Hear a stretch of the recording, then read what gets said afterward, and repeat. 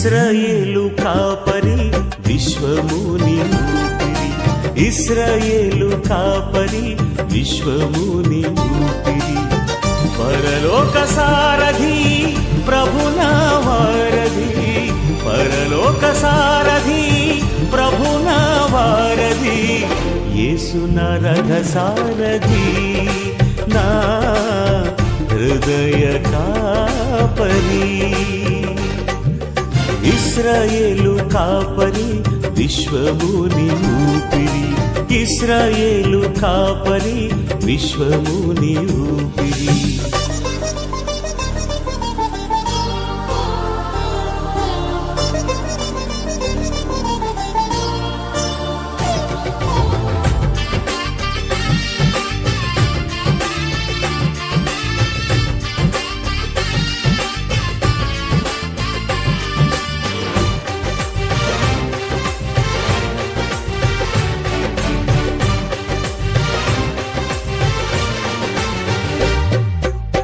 బబులోను బానిస బంధాలు తెంచి, బాధలు లేని బ్రతుకునియా.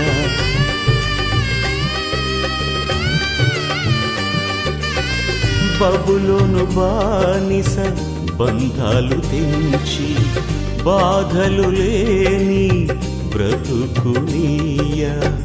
సిలువ కాటాలో శ్రమల కౌగిటిలో, సిలువ కాటాలో శ్రమల కౌగిటిలో, రక్తము కాచి రక్షణనిచ్చిన నా యేసయ్య, నీ రక్తము కాచి రక్షణనిచ్చిన నా యేసయ్య.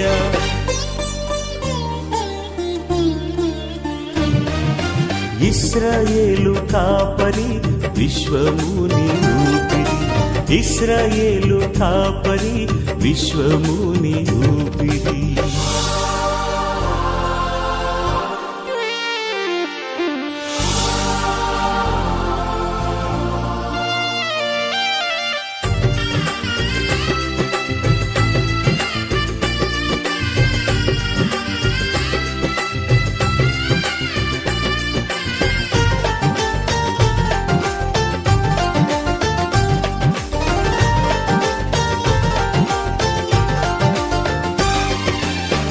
ఆత్మీయ ఇశ్రాయేలీల ఆశ్రయము యేసి, అభిషేకంతో ఆధిక్య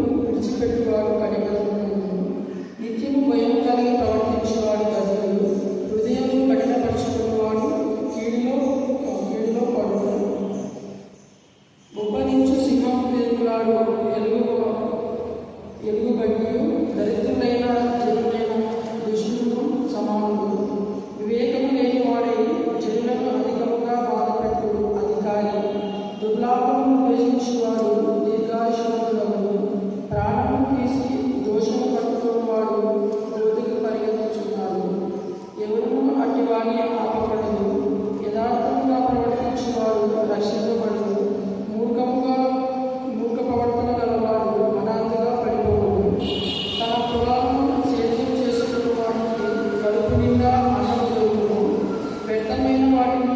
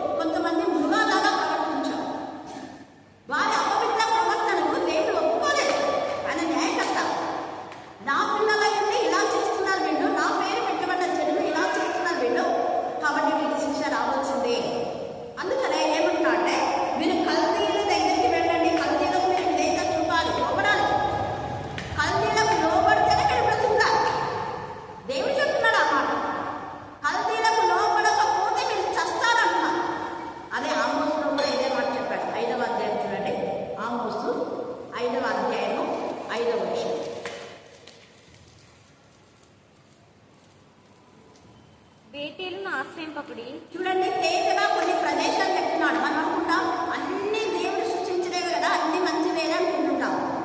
మంచి చెడు రెండు ఉన్నాయి. మరి ఏదైనా తోటలోనే అన్ని మంచి పెట్టి ఒకటి మంచి చెడు దీన్ని ఉంటుందన్నాడు, అవునా కదా? అన్ని ప్రదేశాలు దేవుడు సృష్టించిన కొన్ని ప్రాంతాలు సాతాను యొక్క నిలయాలుగా ఉన్నాయి.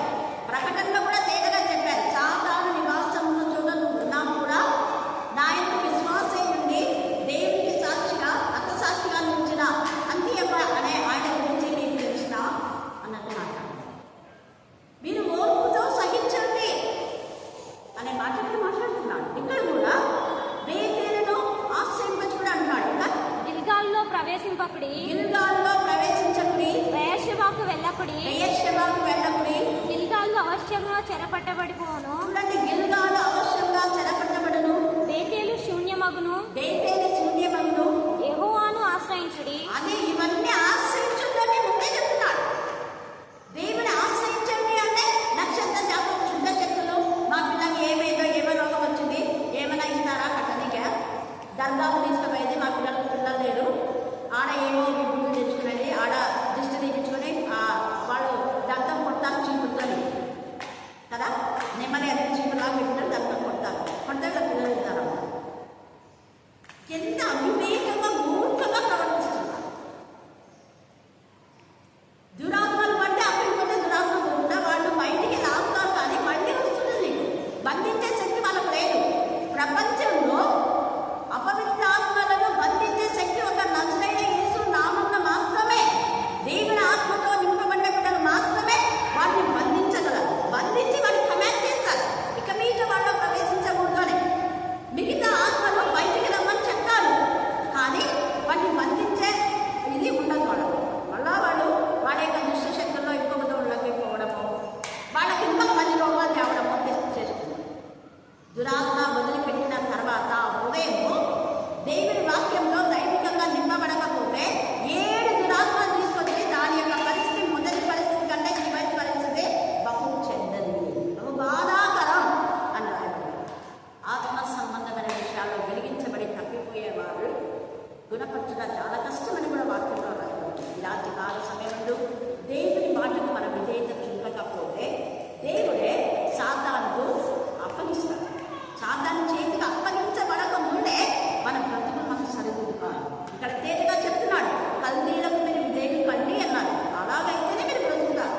బేతేలకు వెళ్ళొద్దండి, గిల్గాలు ఆవశ్యంగా పట్టబడుతుంది, అక్కడ ప్రవేశించొద్దు, కొన్ని పేర్లు చెప్పేశాడు. ఇక్కడ వెళ్ళొద్దు అంటే అక్కడికి వెళ్తారు, తినొద్దు అంటే అదే పని తినాలి, చేయొద్దు అంటే అదే పని చేయాలి. ఇలాంటి కాల సమయంలో దేవుడు వద్దన్న పనులు చేస్తున్నామా? చేసి మనకు మనమే శోధన పొందుతున్నామేమో ప్రశ్న వేసుకోవాలి. అందుకనే అంటాడు, జీవ మార్గమును మరణ మార్గము నేను మీ ఎదుట పెట్టున్నాను. ఆయన జీవము మరణం రెండు పెట్టాడు. చాయిస్ మీరే కోరుకోండి. ఈ రాత్రి కాల సమయంలో క్రీస్తు బిడ్డలుగా ఉండాలనుకున్నారా, లేదా అపవాది బిడ్డలుగా ఉంటున్నారా? సర్వసంతగా క్రీస్తు సంతగా. క్రీస్తు కావాలా, బెహేవ్ కావాలా, వెలుగు కావాలా, చీకటి కావాలా, మంచి జీవితంలో ఉండాలా, చెడ్డ జీవితంలో ఉండాలా, పరిశుద్ధులుగా ఉండాలా, అపవిత్రులుగా ఉండాలా? మీరే తేల్చుకోండి అంటున్నారు. చెప్పి చెప్పి చెప్పి దేవుడు ఏమంటాడు, మీకే అప్పగించేస్తున్నాను. అందుకే ప్రకటన 22లో అపవిత్రులుగా ఉండేవాడు ఏమనంట, ఇంకా అపవిత్రులుగా ఉండని మనం చెప్పదు. ఇక చెప్పినా వినడు వాడు అపవిత్రులుగానే ఉన్నాడు. ఎందుకంటే ఇస్కరియోతు దగ్గర ఎద్దరికినా కూడా ఇక నీ పనులు చేసుకో అన్నాడు. యేసయ్య కూడా చెప్పినంతా ఎక్కాడు, ఇక నీ పనులు చేసుకో, త్వరగా చేసేయి ఇంకా అన్నాడు. ఈ రాత్రి కాల సమయంలో దేవుని విసిగించే విధానంలో ఉన్నావా? మన క్రియల ద్వారా, మన పనుల ద్వారా, మన చేష్టల ద్వారా దేవుడు చేసిన మేడను మర్చిపోయి కృతజ్ఞత కలిగి దేవుని నామాన్ని గనపరచడం పోయి దేవునికి విరోధమైన పనులు చేసి దేవునికి కోపం పుట్టిస్తే ఇంటికంత వంశానికి శాపం వస్తుంది. శక్తిమైన జీవితం నుంచి మనం విడుదల పొందాలి. అక్కడ అందుకే చివరిన 22 ప్రకటనలో తేటగా మాట్లాడుతున్నాడు, అపవిత్రుడైన వాడు ఇంకా అపవిత్రులుగానే ఉండాలి, పరిశుద్ధుడు ఇంకా పరిశుద్ధులుగానే ఉండాలి. అందుకే కలిగి ఉన్న వాడికే మళ్ళీ ఇస్తా. 5 తలాంతులు ఇచ్చిన వాడు మరే తీసుకొని వచ్చి, నువ్వు 5 ఇచ్చావు, నువ్వు 8 తీసుకో, నా 5 నాకున్నాయి అన్నా, అదే తెచ్చిచ్చినాడు. అది చూడండి కృతజ్ఞత అంటే. నువ్వు 5 తలాంతులు ఇవ్వకపోతే నేను నిన్ను సంపాదించలేను. 5 10 నీ చేతిలో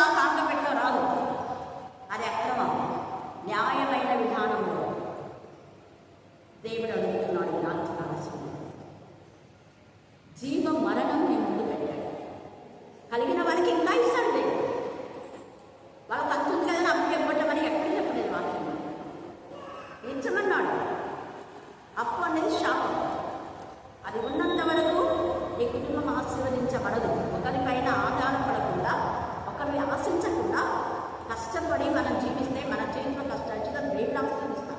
దేవుడు ఆశీర్వదిస్తే అది ఆశీర్వదించబడతాం. హల్లెలూయా, హల్లెలూయా, హల్లెలూయా, హల్లెలూయా, హల్లెలూయా, హల్లెలూయా, హల్లెలూయా.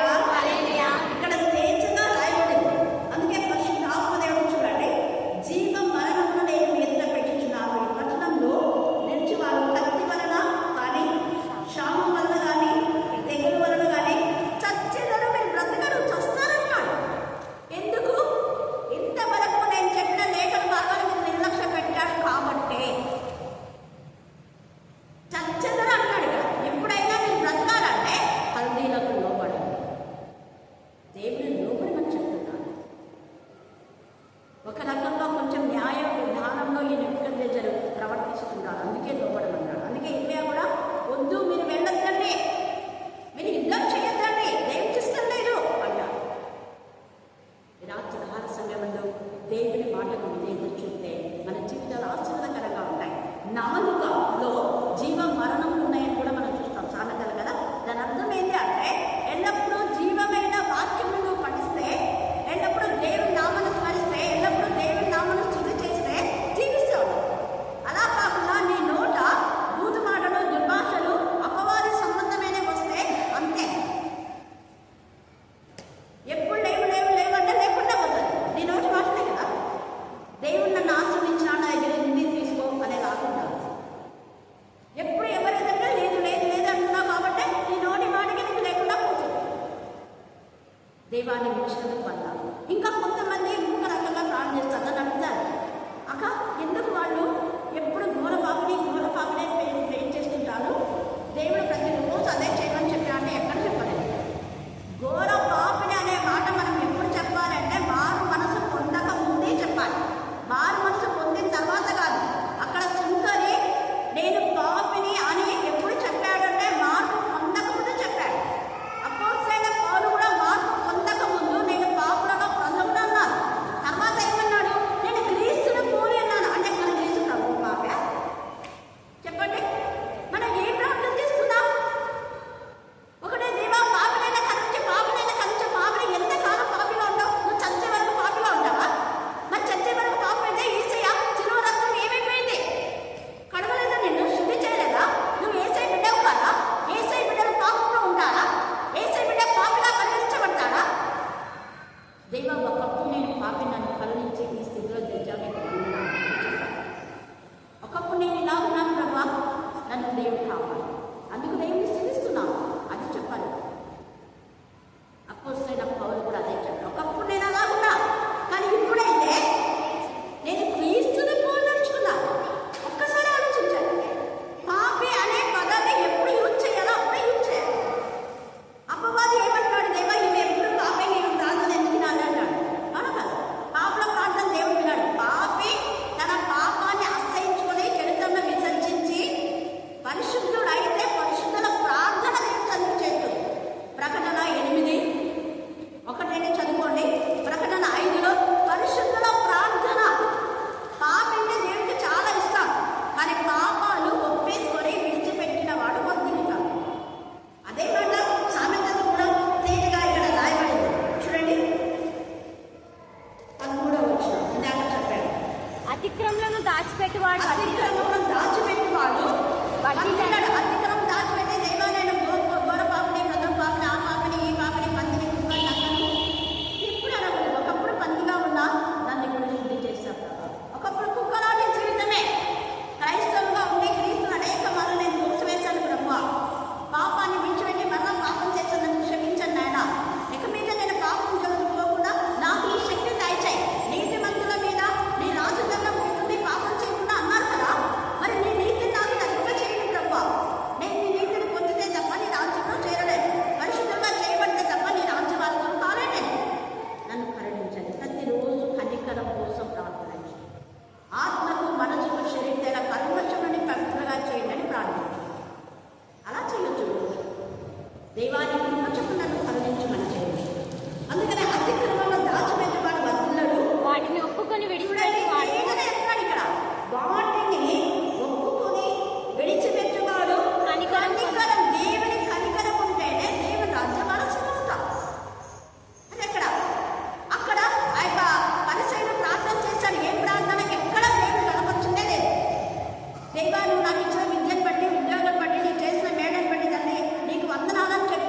అక్కడ నేను 2 సార్లు ఉపవాసం ఉన్నా, నేను ఇలాంటిగా లేను, నేను నీతిమంతుడుగా ఉన్నా, నేను అది చేస్తున్నా, నేను ఇది చేస్తున్నా. ఇది దేవా నీ కృప చొప్పున నన్ను స్థితిలో విషయాలు పడ్డాను, రక్షణ చదువుకున్నాను ప్రభా.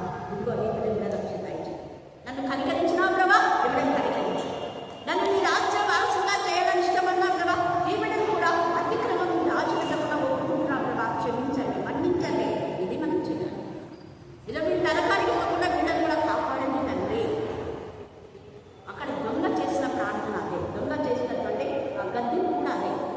ఈయన నీతిమంతుడని నీకు తెలుసు కదా, మనమైతే ఇలా చేశాం, అప్పేసుకుందాం, అప్పుకోవద్దు.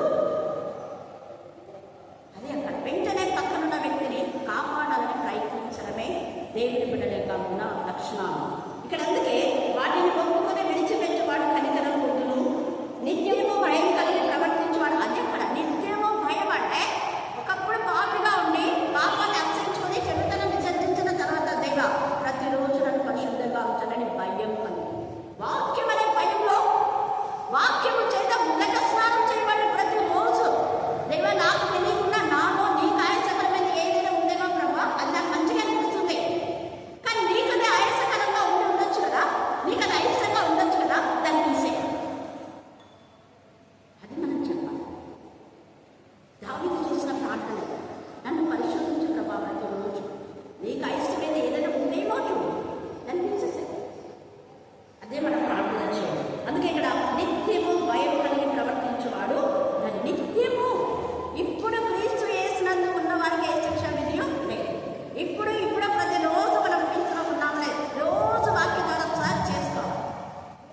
ఆయన రక్షణ బట్టి స్థుతించాలి. ఇన్ ద సేమ్ వే మనం సర్చ్ చేసుకోవాలి. అందుకనే కదా హృదయమును కఠినపరచుకుని వాడు కీడులో వాడు. వాక్యం విని బ్రతుకులు మార్చుకోకపోతే ఎప్పుడో సరే హఠాత్తుగా కీడులో పడతాడు. ఇక్కడ చెప్తున్నాడు కదా, నువ్వు చస్తావని చెప్తున్నాడు. ఎందుకు చస్తావు అంటే దేవుని మాట నిర్లక్ష్యం పెట్టావు కాబట్టి. పెద్దన కళ్ళే లేచి మలుమాలు దైవజనుడు చెప్పిన మాట నిర్లక్ష్యం పెట్టావు. ఒక్కరోజునే నువ్వు కన్నీటి ప్రార్థన చేసావా? రిస్పా తన యొక్క ముఖ శవాలను సరైన విధానంలో సమాధి చేయాలని కొన్ని నెలలు రాత్రి పగళ్ళు ఏడ్చిందేవు. యాకోబు నన్ను ఆశీర్వదిస్తే మొదలని రాత్రంతా పెంకులాడాడు. రాత్రంతా 1 గంట 2 గంటలు కాదు, రాత్రంతా. యేసు ప్రభుల వారు రాత్రంతా నీకోసం నా కోసం ప్రాణం చేశాడు, పగలంతా వాక్యం చెప్పాడు. 3 రాత్రి పగళ్ళు నినివే పట్టణస్థులు దేవుని సన్నిధిలో పోరాడారు. ఎస్తేరు కూడా మనం ఇతరుల కోసం ఆమె సొంతంగా దానికోసం చేయలేదని ఆల్రెడీ రాని తన వంశీయులు నాశనం కాకూడదని, కుమారుడు నాశనం కాకూడదని, నీ కుమారుడు రక్షణ పొందాలని, భర్త రక్షణ పొందాలని, నీ కుటుంబ రక్షణ పొందాలని, క్రీస్తులోకి రావాలని ఎంత కన్నీరు మనం కాలుస్తున్నాం. ఒక్క జనాన్ని కనడానికి ఒక్క నాడి ప్రసవ వేదన చాలు ప్రతిరోజు.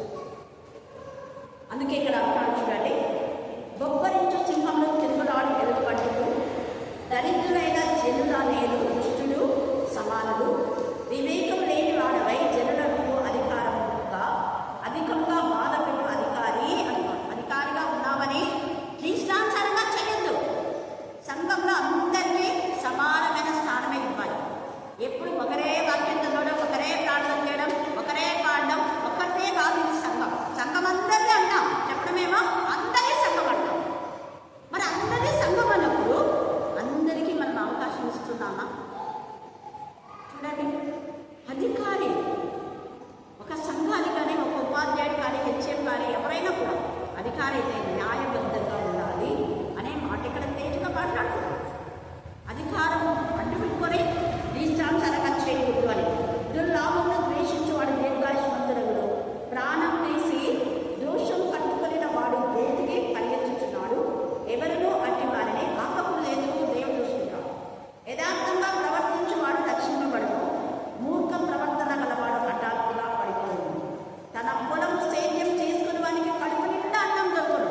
గట్టిగా వచ్చింది హల్లెలూయా, హల్లెలూయా, హల్లెలూయా. ఇక్కడ చాలా అర్థంగా మార్మికంగా మాట్లాడుతున్నాడు తండ్రి. తన పొలమును తానే సాగు చేసుకోవాలి, వేరే వాళ్లకు కౌలుకి ఇవ్వద్దు. నీ పొలాన్ని నువ్వే చేసుకో, దేవుడు ఆశీర్వదిస్తాడు. నీ ఇంటిని తండ్రిగా ఉన్నావు. నీ పిల్లల బాధ్యత నీకే ఉంది. నీ సంఘాన్ని నువ్వు కాపాడుకోవాలి. ఎవరో కాపాడుతారనేది కాదు. నీ సంఘం పట్ల నువ్వే బాధ్యత వహించాలి. నీ కుటుంబం పట్ల నువ్వే బాధ్యత వహించాలి. అందుకే నీ యొక్క పొలంలో నువ్వే సిద్ధం చేసుకో. దేవుని దగ్గర గోసాడు. నీ పొలానికి కావాల్సిన వర్షం తెప్పిస్తాడు. పక్క పొలంలో లేకుండా నీ పొలంలో దేవుడు వర్షాన్ని ఇస్తాడు. నువ్వు దేవుడికి ఇష్టంగా ఉంటాయి. విద్యను అదే చేశారు కదా. ఇక్కడ మాత్రమే వర్షం పడాలి అంటే అక్కడే పడవచ్చు. నీవు ఇక్కడ మాత్రం పడవద్దు, అక్కడంతా పడాలంటే అక్కడ పడాలి. మరి విద్యుని మాట ఏంటో దేవుడు నీ మాట విన్నాడా?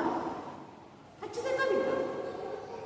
మన ప్రేమ కదా తల్లి. మెండైన వర్షాన్ని దేవుడు ఖచ్చితంగా ఇస్తాడు. అందుకనే వర్షం ఇవ్వాలి అని చేయొద్దాడు. నేను ఛాన్స్ పెట్టాను. దైవ ఇచ్చినందుకు వందనాలు, ఇచ్చినందుకు వందనాలు. ఉద్యోగం ఇవ్వాలని కాదు, దైవ ఉద్యోగం ఇచ్చినందుకు వాళ్ళు కాన్ఫిడెన్స్గా దైవ ఇచ్చినందుకు వందనాలను స్థుతి చేయండి. అద్భుతాలు చేస్తారు. చాలాసార్లు వివాహాల గురించి చేయమన్నప్పుడు దైవం మీకు సరైన సహాయం ఇచ్చినా ప్రభా, రైట్ పర్సన్ ఇచ్చినందుకు వందనాలు, రైట్ టైంలో వచ్చినందుకు వందనాలు, రైట్ టైంలో వివాహం జరిగించినందుకు వందనాలు. అలాగే జరిగింది. రైట్ టైంలో వీళ్ళకి పిల్లలు ఇస్తున్నారు లేదా? వివాహమైన 1 yearలోనే అందరికీ పిల్లలు. హల్లెలూయా, హల్లెలూయా, హల్లెలూయా, హల్లెలూయా. ఎవరైతే రెగ్యులర్గా వాక్యం విన్నారో వాళ్ళకి ఎవరు చెప్తున్నా, అందరికంటే వాక్యం రెగ్యులర్గా విన్నవాడు, రెగ్యులర్గా విన్నవాడు వాక్యం ఒకటే ఉంది. ఆయన న్యాయకర్త కదా. న్యాయకర్త న్యాయం చేయిస్తారు. రెగ్యులర్గా మన స్కూల్కి వెళ్తే నెల జీతం వస్తుంది. రెగ్యులర్గా వెళ్తే జీతం కట్టు. స్కూల్కి రెగ్యులర్గా వెళ్తే వాళ్ళకి స్కూల్ వస్తుంది. ఎక్కడన్నా మధ్యన బ్రేక్ అయితే కట్టు. అంతే. న్యాయమైనది. నేను అందుకే పదే పదే వాక్యం చదవండి. మీరు వాక్యం ఎంత ఎక్కువగా చదువుతారో అంత ఆస్వాదించబడతారో పదే పదే చెప్పేదాన్ని. మీ ఆత్మ ఎంత వర్ధులుతుందో అంత వర్ధులుతాం. అంతే. ఒకరు మీకు అన్యాయం చేసినా దేవుడు న్యాయం చేయించాడు. ఎందుకంటే కొంతమంది ఎంత బాధతో పేదవాళ్ళు అని చెప్పేసి ఇంకా అది ఇదని ఇంకా ఏడుగా చావు బతుకు మధ్యస్తారు. అయ్యో పాపం వీళ్ళు ఎంత పేదగా ఉన్నారు కదా అని నేను పాపం ఏదో ఒక దండ వేసుకుంటే సాలే, ఒక 2-3 ఉన్నాయి కదా, 2-3 దండలు ఏమో ఇచ్చేద్దాం వీళ్ళకి అని బ్యాంకులో పెట్టి, నేను బ్యాంకులో వాటిని కుట్ర పెట్టి వాళ్ళకి డబ్బు తెచ్చిస్తాం కదా. 1 సంవత్సరానికి కాదు, 6 నెలలకు ఇస్తామంటారు. 6 నెలలు కాదు, ఇప్పటికి 6 ఏళ్ళు 7 ఏళ్ళైనా కూడా ఇవ్వని వాళ్ళు కాదు. చూడండి. అంటే కానీ దేవుడు మనకిస్తాడు. వాళ్ళు అన్యాయం చేసినా నేను అదే చెప్తాను. మీరు ఇవ్వకపోయినా ముందే చెప్తా, ఇదిగో ఈ టయానికి నాకు కావాలి, ఈ టయానికి నేను ఒక చోట ఫిక్చర్ చేసిందా వాటిని కట్టాలి, ప్రతి నెల నేను ఇంత ఫిక్స్ చేస్తుంటా కాబట్టి అక్కడ కట్టాలి, కాబట్టి అంతవరకు నాకు అవసరం లేదు. ఈ నెలలో మా ఇంట్లో ఫంక్షన్ ఉంది, ఫంక్షన్ కావాలి కాబట్టి ఇప్పుడంతా మీరు ఇవ్వండి, అంతవరకు నాకు అవసరం లేదని చెప్తా కదా, ఇవ్వాలి. కానీ దేవుడైతే నాకు ఎక్కడి నుంచి అని ఇస్తాడు. ఇవ్వని వాళ్ళకు ఎంత నష్టమో తెలుసు, వాళ్ళకు తెలిసి కూడా. అందుకే ఇక్కడ కఠినపరచుకుంటూ అంటాడు. ఇక్కడ తేటగా మాట్లాడుతున్నాడు పరిశుద్ధాత్మదేవుడు. కఠినపరచుకుని వాడు దీనిలో పడు. నువ్వు మాటకు కట్టుబడు. ఏదో లేదంటే 1 సంవత్సరం లేదు, పోనీ లేదు. కానీ సంవత్సరం అంటే ఎక్కువ చేసి అలా చాలామంది నాకు చెప్పాక ప్రార్థన చేయడం చెప్తున్నారు. వాళ్ళు చూడగా నేను ఏదో పాపమనిచ్చా వాళ్ళు ఇలా చేస్తున్నారు. అలాగని అక్రమమైన వడ్డీ ఇవ్వద్దాడు. వాడిని నేను వాళ్ళతో ఎట్లా అక్రమంగా 2 రూపాయలు 3 రూపాయలు వడ్డీలు ఇవ్వద్దు. నువ్వు అక్కడ బ్యాంకులో ఎందుకు నువ్వు ఒకవేళ నీ పొలం నీది ఏదైనా పెడితే అంతకు ఎంతో ఒక నువ్వు ఫిక్స్డ్ అమౌంట్ చేస్తే నీకు ఎంతనో అంతే న్యాయబద్ధమైనది ఉంది. అది కూడా వాక్యం. లాభమునకు వడ్డీ ఇవ్వద్దు, అది నీకు క్షేమం కాదు. న్యాయమైనది